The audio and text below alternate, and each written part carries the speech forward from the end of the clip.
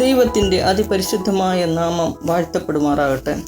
വന്യരായ വൈദിക ശ്രേഷ്ഠരെ, പ്രിയപ്പെട്ട സഹോദരിമാരെ, ഏവർക്കും ക്രിസ്തുയേശുവിൽ വന്ദനം. പരിശുദ്ധ മാതാവിൻ്റെ വാങ്ങിപ്പ് പെരുന്നാളിൻ്റെ ധ്യാന പരമ്പരയിലൂടെ യാത്ര ചെയ്യുന്ന ഈ ദിനങ്ങളിൽ സ്നേഹത്തിൻ്റെയും വിശുദ്ധിയുടെയും അനുസരണത്തിൻ്റെയും പാഠങ്ങൾ അഭ്യസിപ്പിച്ചുകൊണ്ട് ക്രിസ്തുവിൻ്റെ കുരിശിൻ്റെ ചുവട്ടിലേക്ക് നമ്മെ ആനയിപ്പിക്കാൻ എപ്പോഴും ഒരുക്കമുള്ള പരിശുദ്ധ കന്യകമറിയത്തെ നമ്മൾ കാണുന്നു. സ്വർഗത്തിൻ്റെ ഇഷ്ടം തന്നോട് ചേർത്ത് വെച്ച് ദൈവിക പദ്ധതിക്ക് മുൻപിൽ സ്വയം സമർപ്പിച്ചതായ പരിശുദ്ധ കന്യകമറിയം സമർപ്പിതരിൽ അഗ്രഗണ്യാണ്. അനുഗമിക്കുവാൻ ആവശ്യപ്പെടുന്ന ക്രിസ്തുവിനെ അനുദിനം അനുഗമിച്ചിരുന്ന പരിശുദ്ധ മാതാവ് സ്വർലോകരും ഭൂലോകരും സൗഭാഗ്യവതി എന്ന് പ്രകീർത്തിക്കുമ്പോൾ അവിടെയൊക്കെ വിനയത്തിൻ്റെയും വിട്ടുകൊടുക്കലിൻ്റെയും സഹനത്തിൻ്റെയും സമർപ്പണത്തിൻ്റെയും പാതയുണ്ടെന്ന് നമ്മൾ സ്മരിക്കുന്ന ഈ ദിനങ്ങളിൽ രണ്ട് കാര്യങ്ങൾ നിങ്ങളോടൊപ്പം ചിന്തിക്കുവാൻ ദൈവത്തിൽ ശരണപ്പെടുകയാണ്. ഒന്നാമതായി, എന്തുകൊണ്ട്, എന്തിന് പരിശുദ്ധ കന്യാമറിയത്തിനെ മരണാനന്തരം ദൈവം സ്വർഗത്തിലേക്ക് എടുത്തു? അപ്പോസ്തോലിക കാലം മുതൽ ഉള്ള വിശ്വാസമാണ് സാധാരണക്കാരെ പോലെ മരിച്ച മാതാവിൻ്റെ ശരീരം ഈ ഭൂമിയിൽ ജീർണിക്കുവാൻ വിട്ടുകൊടുക്കാതെ സ്വർഗത്തിലേക്ക് എടുക്കപ്പെട്ടു എന്നത്.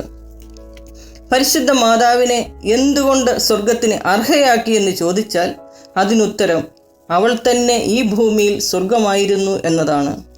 അതായത് ദൈവം എവിടെ വസിക്കുന്നുവോ ആ സ്ഥലമാണല്ലോ സ്വർഗം. അങ്ങനെയെങ്കിൽ പരിശുദ്ധ അമ്മയുടെ ഉദരത്തിൽ ദൈവം 9 മാസം ഇറങ്ങി വസിച്ചപ്പോൾ അവൾ സ്വർഗമായി മാറിയില്ലേ? ഈ ഭൂമിയിൽ ദൈവം വസിച്ച സ്വർഗം. അതുകൊണ്ട് അമ്മയെ ജീർണിക്കുവാൻ വിട്ടുകൊടുക്കാതെ ദൈവം തമ്പുരാൻ യഥാർത്ഥത്തിൽ വസിക്കുന്ന സ്വർഗവുമായി ഒന്നു ചേർന്ന പ്രക്രിയയാണ് പരിശുദ്ധ അമ്മയുടെ സ്വർഗാരോഹിതം. ആരെല്ലാം സ്വന്തം ഹൃദയത്തിലും മനസ്സിലും ദൈവത്തെ വഹിക്കുന്നുവോ അവർക്കൊക്കെ വേണ്ടി സ്വർഗം കരുതി വച്ചിരിക്കുന്നു എന്നതിൻ്റെ നിതാന്തമായ സാക്ഷ്യം ആണ് വാങ്ങിപ്പ് പെരുന്നാൾ. എന്തുകൊണ്ട് എന്ന് ചോദിച്ചാൽ, ദൈവഹിതത്തിനോട് ചേർന്ന് ജീവിച്ചാൽ ദൈവം ഉയർത്തുമെന്നതിൻ്റെ ഉത്തമ ഉദാഹരണം കൂടിയാണ്. നാം എല്ലാവരും മരണത്തിലൂടെ ഒരു നാൾ എത്തിച്ചേരേണ്ട പരമമായ അവസ്ഥയെ പരിശുദ്ധ മാതാവിലൂടെ നമുക്ക് ദൈവം വെളിപ്പെടുത്തിയത്.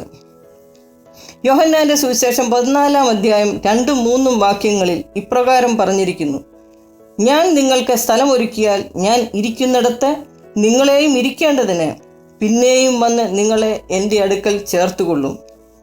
അതായത് കർത്താവിൻ്റെ 2ാം വരവിൽ സാധാരണക്കാരായ മനുഷ്യർക്ക് ലഭിക്കുമെന്ന് പ്രത്യാശിക്കുന്ന സൗഭാഗ്യം പരിശുദ്ധ മാതാവിന് മരണ നിമിഷം മുതൽ അനുഭവിക്കുവാൻ പുത്രൻ തമ്പുരാൻ ഇടയാക്കി എന്നതാണ്. നന്മ ചെയ്യുവാൻ കന്യകമറിയാം കാണിച്ചിരുന്ന തിടുക്കം ഒന്നുകൊണ്ട് മാത്രമാണ് അവളെ സ്വർഗീയ സൗഭാഗ്യത്തിലേക്ക് എത്തിച്ചത്.